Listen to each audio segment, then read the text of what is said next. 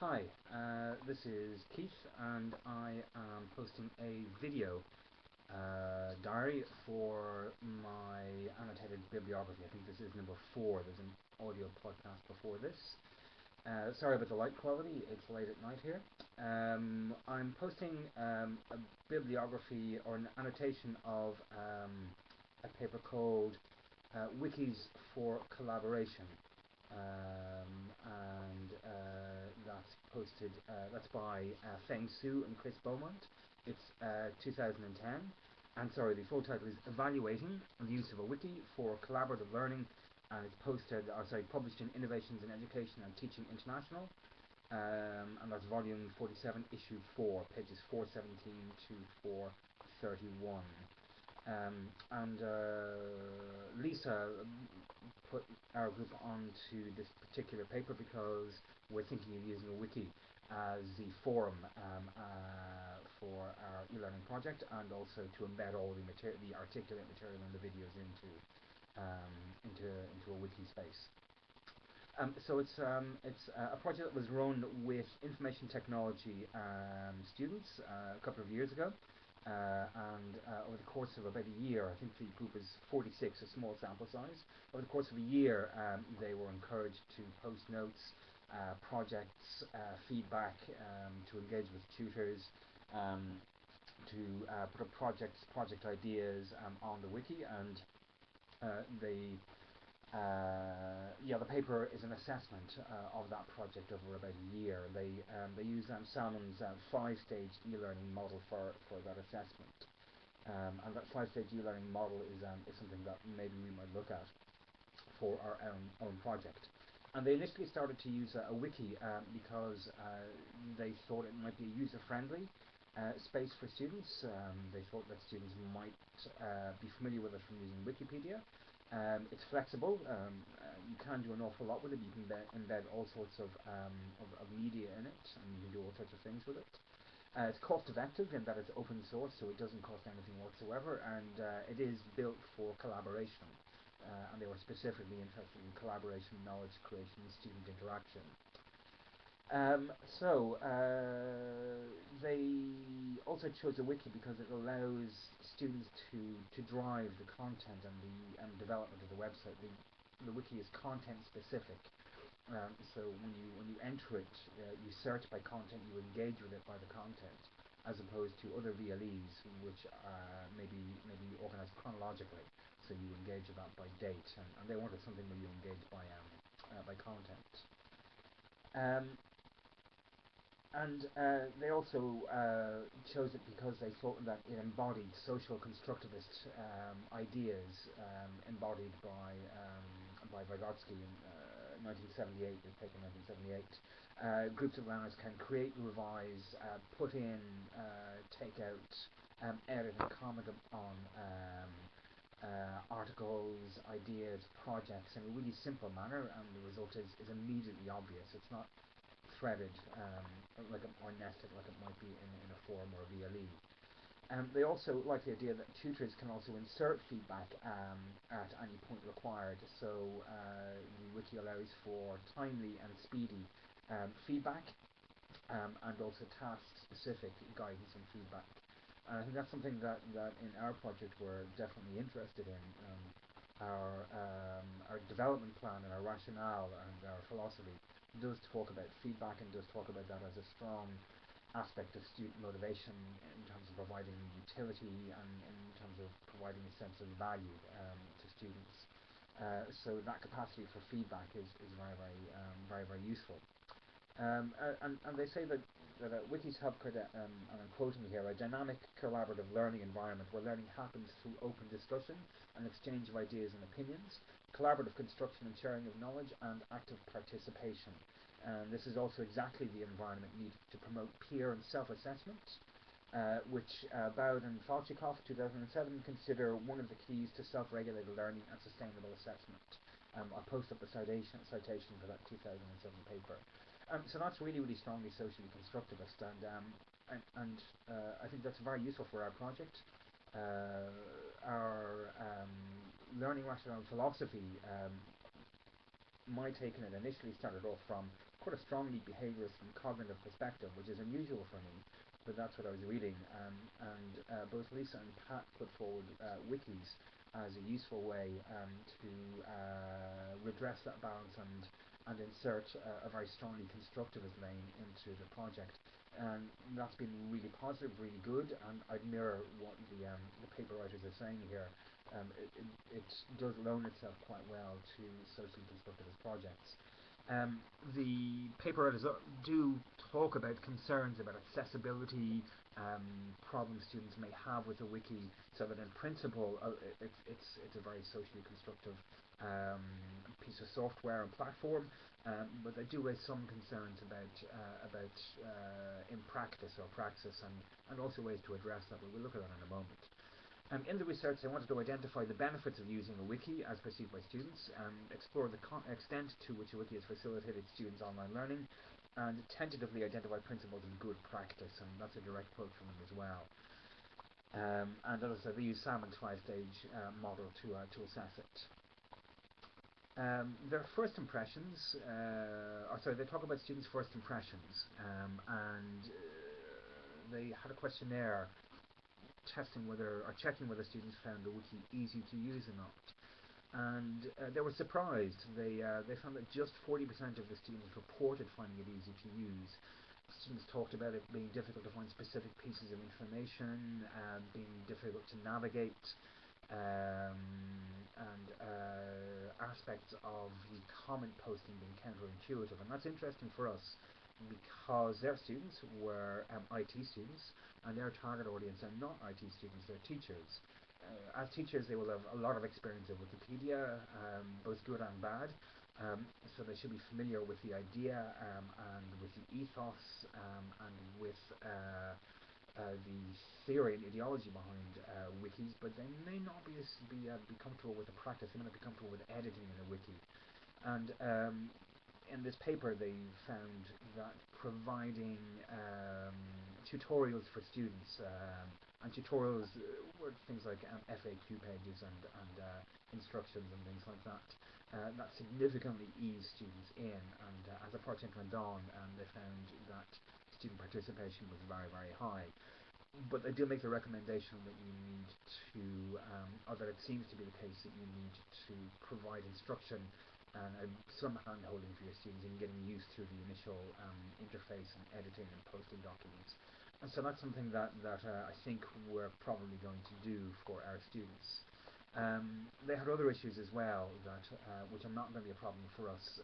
They had different URL or web addresses depending on whether you were accessing from inside the college or from out, and pages had different names and addresses, which further complicated the issue. But for us, our pages are all going to have the same addresses no matter where you access them from, so that shouldn't be an issue.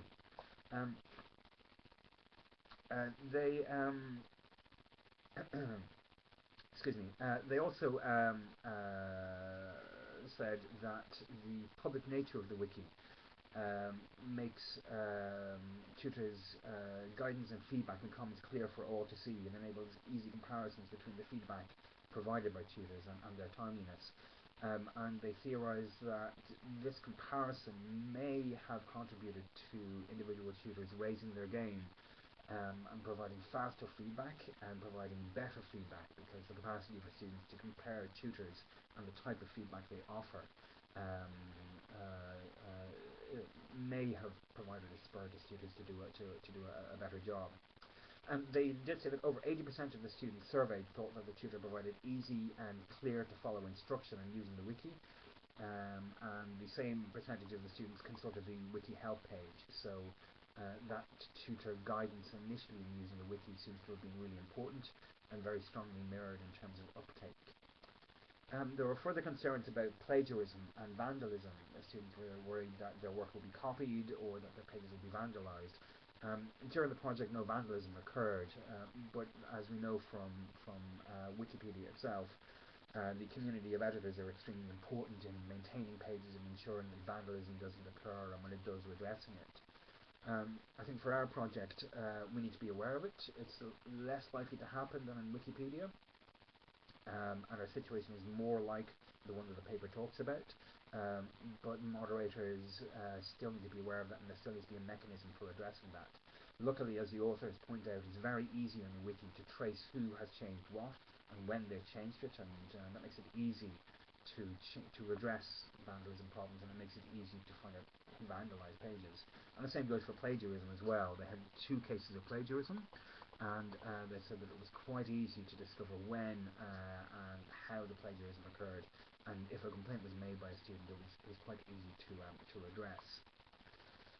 Part of Salmon's 5 stages of e-learning is online socialization, which is stage 2. So at this stage of the learning process, students are expected to start sharing ideas, start communicating with one another, start posting criticism, and engage with tutors, and tutors engage with students, so you have that communicative aspect happening. They argued, or their experience was, only 39% of students displayed evidence of reaching that socializing stage within a month, and that's a concern for our project, because the socialization aspect is really important. Students will be using software that requires them to connect with one another using webcams, and they'll need to have socialized in the wiki to achieve that, to have circles of people that they can then move forward and do project work with. So we need to address that, and part of the way that we've addressed that is by having specific required forum activities where students have to post to an introductory forum, and then they specifically have to go to the wiki forum to find other students and put them into their circle and then contact with them, and then there are other projects that they'll have to do in the wiki space, as well as possibly posting reflective journals. And we're also thinking about having a minimum number of comments a student will have to make initially. There's other papers that talk about having to set prerequisites like that to get the socialization ball rolling. But certainly that low uptake is a concern, and we're hoping that that setting necessary work for students to complete in order to progress in their lessons will help with that. They also talk about the factors that students identify that made them feel comfortable posting comments on other people's wiki pages, and these were being familiar with the wiki technology, which was addressed by tutorials, and also the sense of being able to help others and being able to learn from other students' mistakes. So that sense of community and that sense of being of benefit to and benefiting from community is really important. I think one of the projects we're going to be using is Google Hangout, and getting students to engage with one another using video conferencing technology, and that should also significantly help with socialization.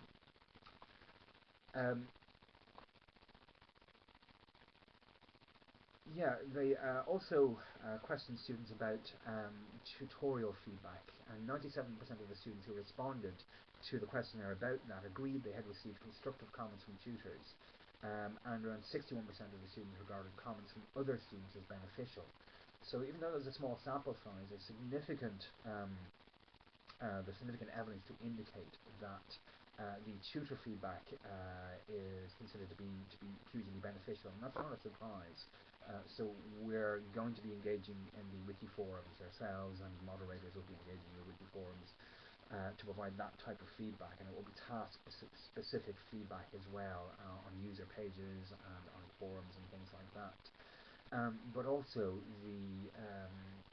having created that sense of community and inter-student communication, there's real evidence that students found that communication to be really beneficial. They talk about this a bit further, and they dissect it a little bit more. They talk about students developing a mode of feedback where they read their and other people's tutors' responses and feedback, and then base their feedback upon those as models, which is quite interesting. So I think for us, part of the lesson is that if you want to encourage a community with strong, good and beneficial feedback, and that the community itself thinks is beneficial, then your job as a tutor instructor or moderator is to provide timely, fast, and good feedback to your students, and to provide a model then that other people will build upon and use in their own commenting. That certainly seems to have been a powerful tool for this particular paper. They do talk about timeliness, and they did talk about several students giving feedback about the tutorial feedback, finding basically the capability of connecting with tutors over a wiki to be much more convenient and to be much easier. There's a quote from a student saying, via the wiki you don't have to make an appointment to see the tutor or advice, simply post a message on the wiki and the tutor will get back to you shortly. And this ties into maybe Laura Lord's ideas about asynchronous methods of communication like blogs and wikis, which give your tutor and your student much more time to think about what's happening as opposed to face-to-face feedback. But certainly students seem to find the feedback method to be beneficial, to be useful, to be good, and also to be really, really convenient. They had a category for high-level critical comments, and what they mean by high-level critical is students who are engaging meaningfully with one another's work and posting thoughtful and considered feedback about it. And they said that more high-level critical comments were posted on the wiki than anything else. 43% of students posted comments in this category. That does seem somewhat low to me, and I think we will need to take a look at how we're going to foster that sense of community and motivation to maybe up that somewhat. But 43% is still, in terms of peer review and peer work, quite good. One of the things that we might consider is a reward-based approach where students who are engaging with high-level critical comments on a regular basis have the opportunity to moderate aspects of forums and become people who provide feedback as part of the site. So that's one way to approach that. They talked about the logging and change tracking facilities on the blog and how they helped with dealing with plagiarism and vandalism, but they also helped to profile individual users, so they were able to take a look at users, see how much they were engaging, how much they were commenting on other people's pages, how many comments were being returned, how many tutorial comments they were getting, how many changes they were making, how often they were accessing. That strikes me as a really powerful tool for tracking a user's learning and a user's engagement with learning, with the community and with tutors over time. And that's a really powerful tool for identifying positives, negatives, things that need work, students who may need more support and guidance, and students for whom the form isn't working, and students who are excelling and may actually become more knowledgeable others for other students. So those tracking capacities and facilities, as well as helping deal with plagiarism and vandalism, allow a considerable possibility for personalising instruction and tailoring it. They talked about the change in students in terms of giving and accepting criticism. So in the first questionnaire, which was given in the first month, 39% of students surveyed indicated they were confident to give feedback to other students. And that upped to 64% of respondents in the second questionnaire felt confident in giving or receiving feedback to and from other students. So that's another powerful indicator that over time the sense of peer feedback, community, modelling, and engaging with the technology and with the socially constructive aspects of the technology seem to be really beneficial and were perceived as really beneficial to the students. I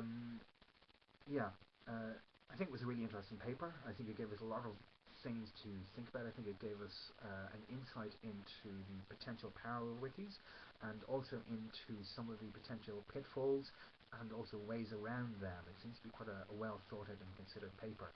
And we have other work that we need to do, and we have other reading that we've done on wikis, but this is a really good start place actually, and gave us a really good practical direction in terms of how we need to design aspects of our project to cater to the strengths and weaknesses inherent in wikis. Okay, I think that about wraps it up, and